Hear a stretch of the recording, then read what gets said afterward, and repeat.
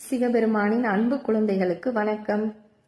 ஆலவாய் திருநகரம் காணுதல். இதுதான் திருவிளையாடல் புராணத்துல 3வது புராணம். இதை பத்தி இன்னைக்கு பார்க்கலாம். கடம்பவனத்துக்கு பக்கத்துல இருக்க மணவூர் என்ற பகுதியை குலசேகர பாண்டியன் ஆட்சி புரிஞ்சுக்கிட்டு வந்தாரு. அதே ஊர்ல இருந்த தனஜயன் என்ற வணிக வியாபாரி தானியங்கள் பருப்பு வகைகள்லாம் வித்துக்கிட்டு இருந்தாரு. வணிக காரணமா இவர அடிக்கடி பக்கத்து ஊருக்கு போயிட்டு வர வேண்டிய வேலை இருந்துச்சு.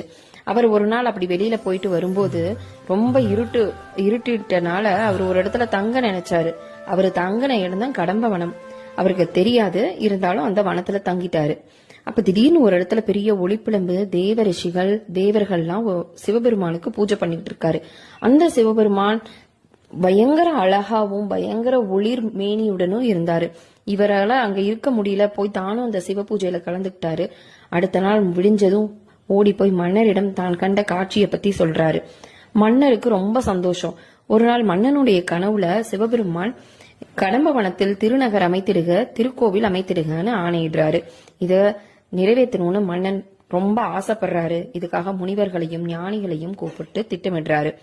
சிவபெருமான் ஒரு நாள் சித்தர் போல் வந்து இந்த திருநகர்ல மணிமண்டபம், குளம், பாடகசாலை, நாட்டிய சாலை, முனிவர்கள் குடில், திருக்கோவில் எல்லாமே இப்படி அமையணும், தெருக்கள் இந்த மாதிரி கோயிலை சுத்தி அமையணும், எல்லாத்தையும் ஒரு பிளான் மாதிரி போட்டு கொடுக்கறாரு.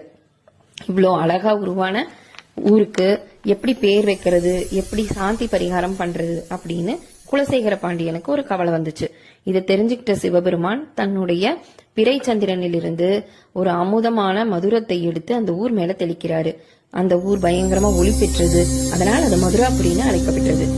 குலசேகர பாண்டியன் ரொம்ப நல்லா ஆட்சி பண்ணிட்டு தன்னுடைய மகனான மலையத்துவஜ பண்ணனுக்கு முடிசூட்டிட்டு அவர் சிவலோக பதவி அடைகிறாரு.